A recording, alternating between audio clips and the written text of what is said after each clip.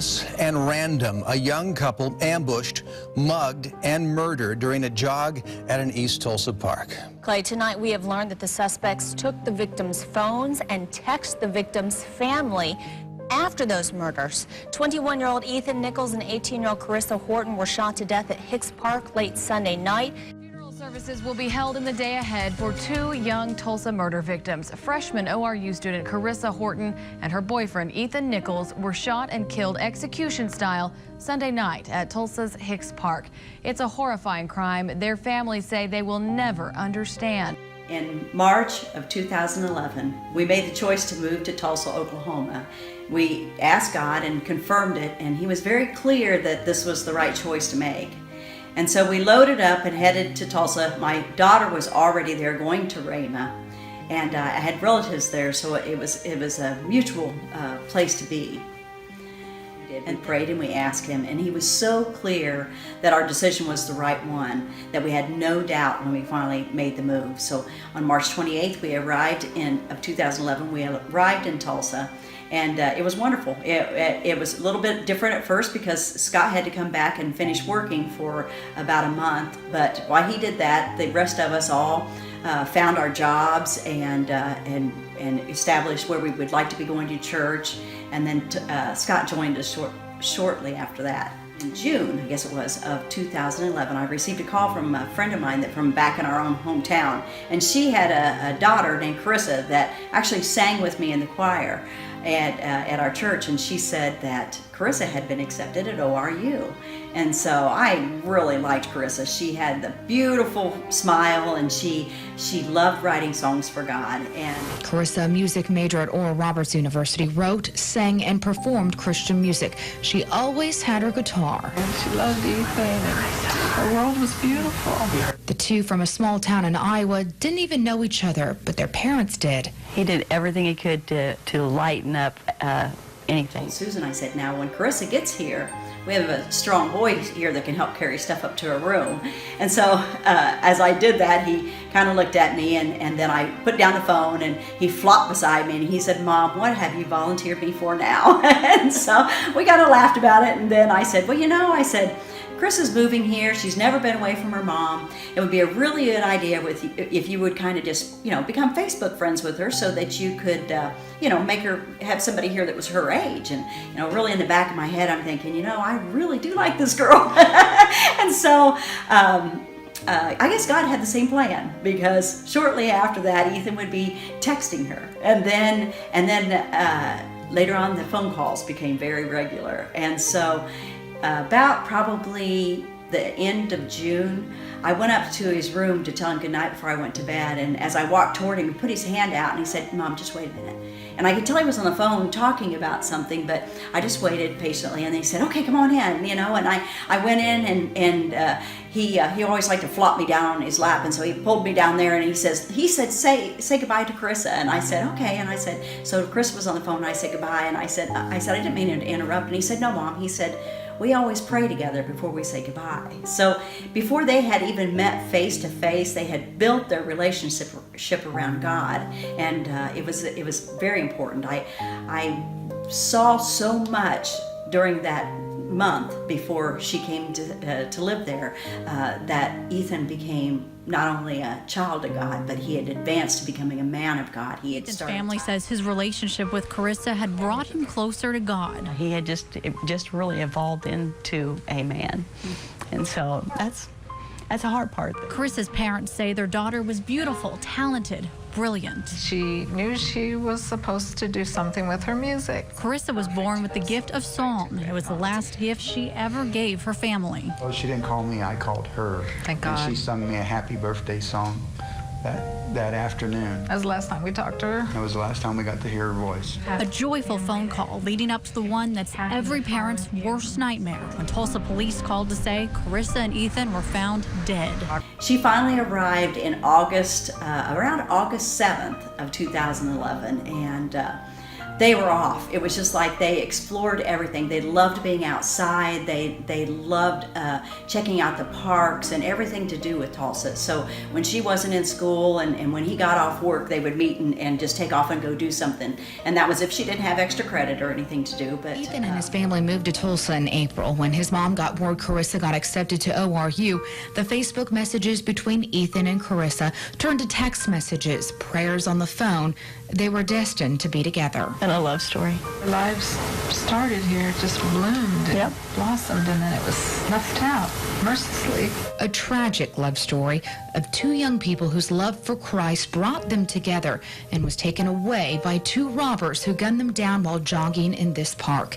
Police say they showed no remorse. We know with all our hearts that the minute those triggers were pulled, that they were in heaven. it came September 18th of 2011, and Ethan and Carissa went to church with us, and we went out to eat, and then she had a piano concert that she needed to go to, and so they took off to go to that. And Carissa Horton, her parents say that she was not so much on exercise. That's why she was anxious that she had to get credit for physical education while majoring in music at ORU. But that's why that they were here that night. They both loved to jog. They were here at this trail at Hicks Park. Their parents say that they'd gone to a Christian concert that night, briefly saw them, and they never came home.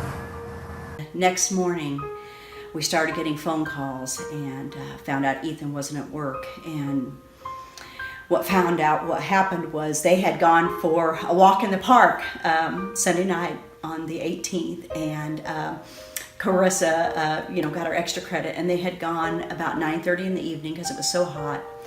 And they came to a place where the path wove through some trees, and they were surrounded by two men with a gun. And they robbed them, and they gave them everything they had, but they put them on their knees and shot Ethan in the head, and then passed the gun over and shot Carissa in the head. Their 12-hour journey ended in even more heartbreak when they learned just how brutal the murders were. That was crushing. Just that people could be that cruel and that heartless. It doesn't make any sense. Both families fall back on their faith to move forward. Ethan's mother chooses to forgive the killers. We have free will. God gave us that. And so my son and Carissa chose the heaven side. And these two. Our hearts are broken. I feel like our world really ended, but God is so good. And the times when we struggle so bad, God comes in and holds us and takes care of us. And at this point, you go through so many emotions. There's just so many there. But God was so good about covering us right away. And I didn't know for sure first what to do besides cry. And you almost can't breathe. There's just so much pain. But God is the God of miracles. And we don't always understand the things that happen, but He is so good.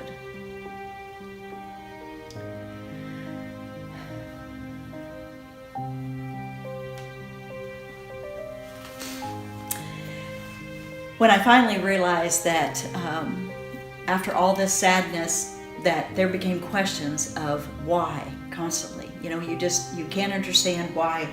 These two loved God with all their heart. They had plans of mission trips, and she wrote Christian music, and we want to ask ourselves immediately why, and we know without a doubt that God isn't the culprit in this. It says that it's the enemy that comes to steal, kill, and destroy, but God is there to take all of that and to use it for good.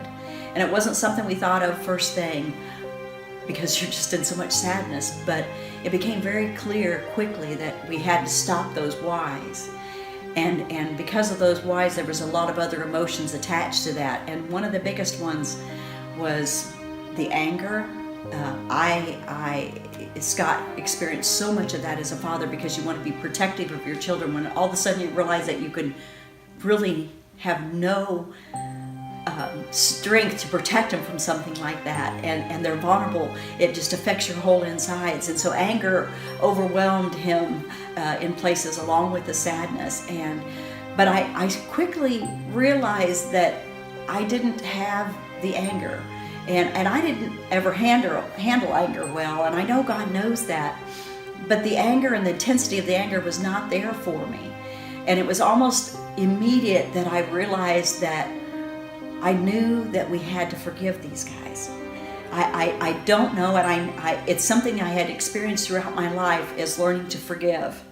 And I'm believing and learning now that God, all through our lives, prepares us for the biggest moment in our life. Maybe not the biggest, but one that can either destroy you when it hits you, or you hang on to God with your dear life and you get through it. And so by me experiencing the need for forgiveness so much, I remember our first interview we gave, and I told my whole family, you say nothing on the camera if you can't say good.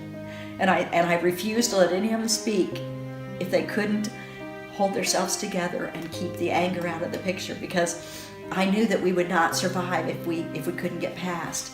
And God was so good about that. As soon as I stopped asking the whys, and I knew that Satan was using those, because he'd use the whys, and then the whys would come, and then the guilt would come.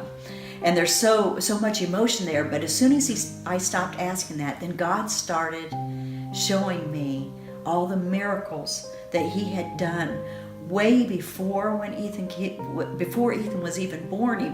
Before I shouldn't say when he was born, but when he was a small child, building up to this point, knowing God knows everything, and knowing what we'd be going through. And so the way we raised him, the way we brought him up, was so entirely different. But because of that, we had so many memories and joy and stuff. And so I realized that we couldn't give that all away. We couldn't give that, our family had to stay together.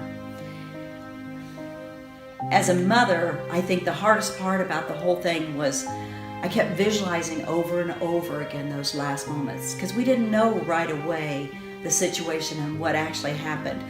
And even the first night through, I remember journaling in my Bible and just calling out and saying, Lord, I just want you to hold them. I just want you to love them. I need to know that you're holding them and telling them that, and it was so important for me. And I realized that every day from that moment on, at least the first, it seemed like every time I tried to close my eyes, all I could do in my head was imagine those last moments and thinking about what they went through, and the pain and the horror of possibly knowing that your life is over, and I knew they believed in God, and so I knew the moment they were killed, they were with God. But in my mind, it was just those last moments that hurt so bad. And I went to, we had their funeral on a Saturday, and Sunday morning I went to church, and the pastor's mother-in-law came up to me and she said, I cried out to God last night and I asked him how he could let two people that loved him so much go through what they went through those last moments. And she said, I heard so clearly God tell me, why would you think I would let them go through that? I took them before they were shot. Now, I didn't understand any of that at all. I never, ever doubted it. But I never tried to picture it because I couldn't comprehend what that meant at the time. But it brought such a relief to my heart, knowing that God was with them those last minutes. And I think sometimes we forget that we are always with God, and God is always with us. And so I don't know why, but it was such an amazing comfort. And it wasn't long before I went to meet one of my friends that I had never got to really spend time with face to face, but she lived in Texas, and I'd known her for 7 years. And we were struggling getting through this, and it came February of 2012, and she said, why don't you come down and see us? You need to get away. And everything was starting to flow and get back, but we were still struggling to comprehend what was going on. And so I went to see her, and the first thing out of her mouth was, I need to tell you, God told me he took them before they were shot. And so I finally shared with Carissa's mother, and I told her the same thing, and she said, she said, I've had 3 different people come up and tell me that. And I thought, God, you are so good, because in our hearts we want to have doubt, or it's hard to accept sometimes. And so he told me, he made sure we knew. And I didn't understand it all really until it was later on when we were getting ready for the preliminary hearing, and we went into that, and I came out of there that night, and it was hard to be in there. But when I came home that night and got ready to go to bed, and before I even laid down, all of a sudden I had this vision, and it really wasn't a vision because my eyes were closed and I wasn't seeing anything, but God spoke to me in such an audible way as if He was telling a story, and that's the way I write, and so it was so easy for me to understand, and I'll just tell you the way I heard it was that he was unaware of the pin oaks as they pierced his knees, and he watched as the gunman walked between him and his beloved. And then he felt the gunman put the gun up to his temple, and he closed his eyes. And then he heard the wings, and he felt them close around him. And the minute they closed around him, he felt this unbelievable peace and a love that is so unspeakable. You just can't understand the feel of that love. And then he felt the lifting. And then within a few seconds, he heard another set of wings, and he knew his beloved was beside him. And as they were lifting, they heard the gunshot, and a pause, and another gunshot. But there was no pain, there was no anxiety, there was only love and peace. And so God gifted me with that. And from that point, the understanding of it to me was clear. But to explain it to someone else, sometimes you can't tell those stories, and have people understand what it means. But God also asked me to start studying about heaven, and I was reading many books about heaven, and I would pray, and He'd put them in my hands, and it was almost 3 years later that God put a book in my hand, and it said, "Have you ever been at a loved one's bedside when they have passed? And all of a sudden they can be in a coma, they can be non-coherent, but they'll open their eyes and they'll smile as in seeing something. Or all of a sudden they'll cry out and say, 'I see Jesus,' or 'I see an angel,' or maybe they see someone that's passed." And in this book, this gentleman said, "I believe God, well, we know God is always there, but I believe He comes and He starts comforting our spirit before we're taken. We may react the same down on earth to what's going on around us, but God has already taken our spirit and started comforting it." Through that, our lives will never be the same. We progress, we go on, but He's always gone, But God has come in and comforted us in so many ways, and He's blessed us by allowing me to go and share my testimony with other people, because it's hard to stay together as a married couple when you go through things like this, and expressing and sharing helps, and it's always been interesting when we go and share, because we've run into, so many people. We run into people that have lost their children. We've run into people that have lost loved ones through crimes and hateful crimes. But the biggest emotion we seem to see, or the biggest problem we seem to see in all of this, is that people don't know how we could forgive. And God has put it on my heart so strong recently that need to forgive it surpasses all of the other things, all the other emotions that we have that need to forgive. If it doesn't come, we never find peace. It's harder to move on. And even though we think we've conquered it, it doesn't happen. And so at this point, I'd just love to share a little bit about with you what God has shown me through forgiveness.